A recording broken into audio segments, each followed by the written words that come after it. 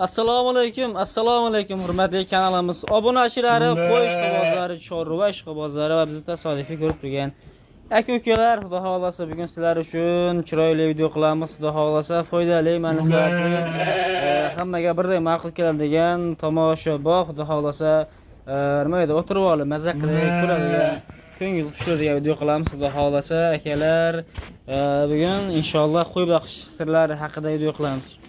Like bosib qo'yib, bizga obuna tugmasini bosib qo'yasizlar. Bugun xudo xolasa qo'chqor boqish haqida barcha xudo xolasa ma'lumotlarni aytib o'tamiz.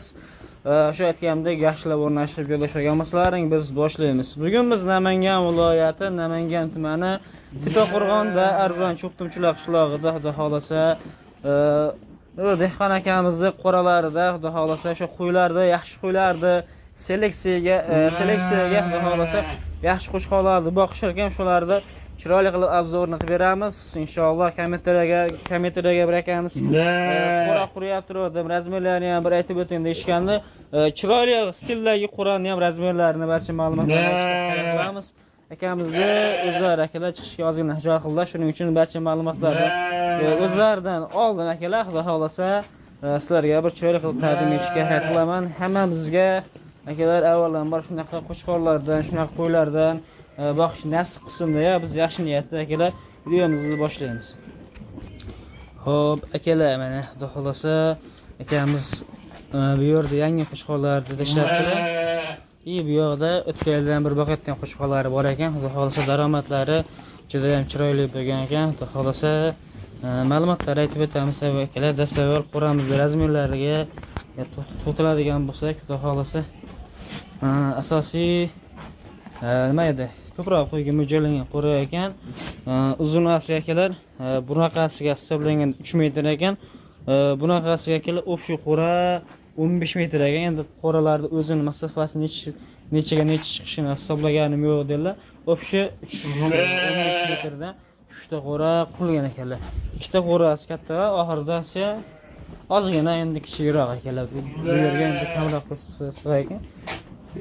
Xudo xolasa chiroyli stilda o'zlari yoqadigan qilib yasagan ekanlar akalar. Qo'ramiz yangi qo'ra, xudo xolasa bu bitkaniga ko'p bo'lmabdi. Nima edi, bir hafta bo'lib xolos. Mana xudo xolasa noldan chiqarilgan qo'ra akalar. Va taglariga ahamiyat bersalaring akalar, taglari mana yo'lakka o'xshagan stashka emas, taglari fonli turpoq yerni o'zi akalar. Buni nimaga yerni o'zi degan akalarimizga qo'y nima edi? Namlikda akalar stashka tortib ololmaydi, o'ziga sindira olmaydi. Turpoq esa o'ziga sindirib beradi. Shuni hisobiga akalar nima edi? Taglar turpoq akalar go'gi sepib qilgan akalar. Shuni hisobiga, ya'ni qo'raning ichini stashka qilish keragi yo'q. Yo'laklarimiz akalar kengroq qilingan. Nimaga?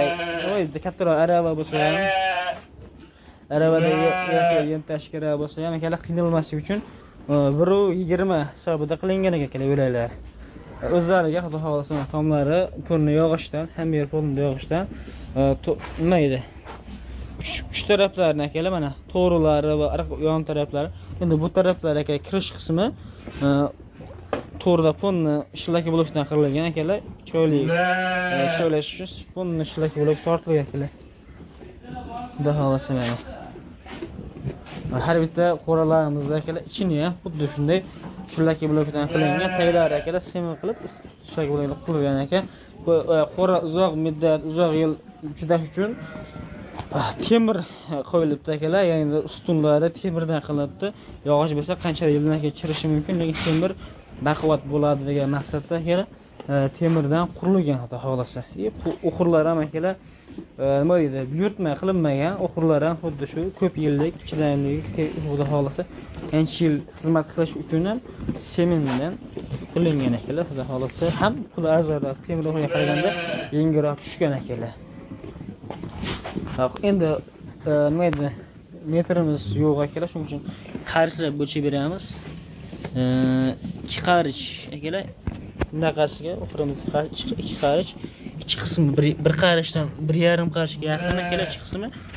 Chunki qo'y yeyishga qiynalmaslik uchun bu tomoni akalar pastroq bo'ladi, bu tomoni balandroq bo'ladi. Ya'ni hashtag chachib ketmasligi uchun bu tomonni balandroq qilishgan, bu tomonni qo'y qiynalmasligi uchun pastroq qilishgan. Va qo'yni kalla sig'adigan joyi ham akalar bir qarishdan o'tadi. 1.20 bir qarishga nima qo'shiladigan 1.5 qarishdan kamroq 1.5 qarish salarigan bo'laveradi. Qo'ydi hol mana ko'ryapsiz, yeyishlariga hech qanaqa bir qiyinchilik tug'dirgani yo'q akalar. Yeyishda muammolari yo'q. Mana qo'chqorlar akalar bular kelganiga 9 oy bo'ldi. Xuddi shu stilda ekan. Bu qo'ylarimizda akalar buyurtma qilinib, nima edi, o'zlariga zakazga olib kelishdi Qirg'izistondan. Bular sotilmas ekan akalar, bularni sotasizmi deb so'rab ko'rdim. Obunachilar baribir qiziqishadi. Bu qo'ylarga qiziqadigan odamlar ko'p-ku, bularni o'zim boqaman, xohlasa 1 yil boqaman. Bularni o'zim zakazga olib keldim deyishdi. Xudo xohlasa. Nahnavalari ham sir bo'lib qolsin deyishdi akalar. Mana ko'ryapsizlar, xudo xohlasa. Qo'rani razmerlari.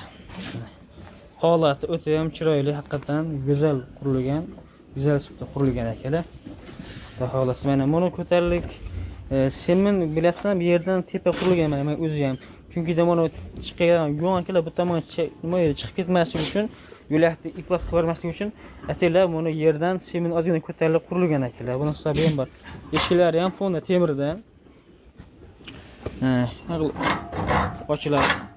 Yopiladi. Eshik nimasi bu? Sal kattaroq akalar. Bitta qo'y xotirjam kirish uchun akalar bu nima edi, gruppa qo'y kirsa ham tiqilib qolmasligi uchun sal eshigini kattaroq ochishgan, qilishgan. Sal kengroq eshiklari ham.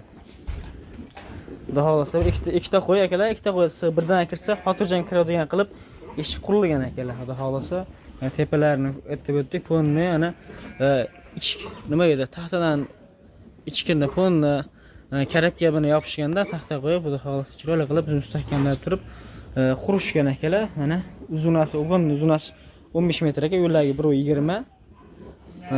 Xudo xohlasa qo'ylar jam juda ham chiroyli qurilgan. Qo'ralar haqida to'liqroq ma'lumot aytib o'tamiz. Usullari ham akalar 1.20 qurilgan. Qo'y sakrab o'tib ketolmaydi. Fonni nechasi? 1 2 3 4 qavat shlak bo'lib qurilgan va pastga sema qilingan. Seminlar mana ko'rishingiz mumkin akalar. Qo'ra salqin nima edi? Salqin tomonda bo'lgani uchun ham shlak blokida qo'ylar qo'rani harorati issiq emas. Endi normal holatda ko'chamandan bir xil holatda turibdi. Chunki shlak bo'lib issiq urib olishi mumkin, lekin hozir bu yerga hisobiga bu qo'ra hisobiga akalar salqin joy bo'lgani uchun bu yerga issiq urilmayapti, ya'ni sezilgani yo'q issiq.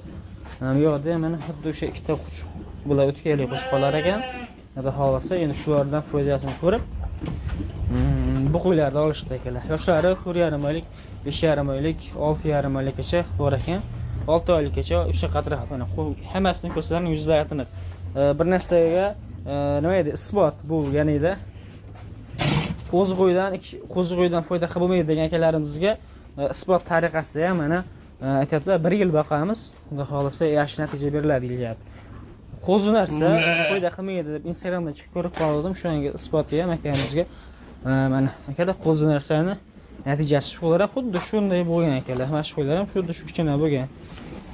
Lekin mono qo'ylar akalar, mono stilda qo'ylar, bulardan ancha kuchli chiqadi. Bu qo'ylar nima edi? Bu qo'ylarning zoti bulardan ancha kuchli ekan, chunki bular narxi ham arzonroq hisobda, jadal hisobda olingan ekan. Bular ham qirg'iz qo'y, lekin mana bu narsalar juda bo'lakcha narsa. Ularni o'zim sarlab olganman deyishdi. Xudo xohlasa akalar, natijasini 1 yildan keyin ko'ramiz, lekin обязательно video qilaman. 1 yildan keyin video qilaman, xudo xohlasa. Oq yuz tanlangan qo'shiq qo'ylarda haqiqatan tanlovi zo'r. Oq yuz tanlangan, quloqlar uzun, kalla garabonuslar kelishganlari, bo'yinga turadigan simjurlar haqiqatan lekin did bilan tanlangani o'zi ko'rinib turibdi qo'shiqlarda ham hammasini. Quloqlar uzun haqiqiy nima edi? Masalan, mashinadan kirganda akalar ko'rib, yemni bergandan keyin ko'rib, rohat oladigan holatda. Qirg'izistonning qo'y zo'rtamani baramaydi ham. Ayniqsa qo'chqorlarimcha baramaydi. Mana akalar, xudo xohlasa. Nima edi? Haqiqatan juda ham chiroyli ishlangan. 2 mahal yem berar ekan. Bular yaqinda kelgani uchun hozirda ko'p emas, kamroq. bir rozi 20 ta oshiq qo'yib bo'lsa kerak Qur'on ishida. Endi nechagini so'ramabman. 20 ta oshiq qo'yib bor, xudo xolasa. Silos berilar ekan kela, bir tog'ara silos. Buni hozir faqat silos o'zini ekan. Silosdan keyin bedapres berilar ekan, bedapres qo'ygan kela. Ularda xudo xolasa ekin bahar ertalab ikkinchi taraf hozir yem berildi bo'ldi. Soatimiz 6:17, 6:30, 6 hisobida berilgan. Ish taraf 6 da, ertalab ham 7:30 da atrofida berilgan, xudo xolasa. Qo'ylarga haqiqatan lekin gap bo'lishi mumkin, juda ham chiroyli. Xo'p, akalar, xudo xolasa ma'lumotlarni to'lig'icha nima dedik? To'lig'icha xudo xolasa aytib o'tamiz inshaalloh. Egasini o'z bilan chiroyli qilib video qilishga harakat qilamiz.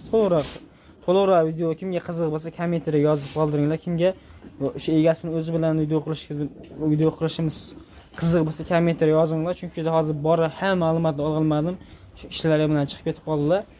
Qo'ldan kelgancha video qildim, lekin xudo xolasa qo'ralar razmerini to'liq aytib o'tdim degan umiddaman. Xudo xolasa qo'ylarni endi yemini pishirish jarayonlarini ham chiroyli qilib keyingi videomizda xudo xolasa qo'yamiz. Agar kimga qiziq bo'lsa kommentariy yozinglar. Video qo'yilikmi yo'qmi?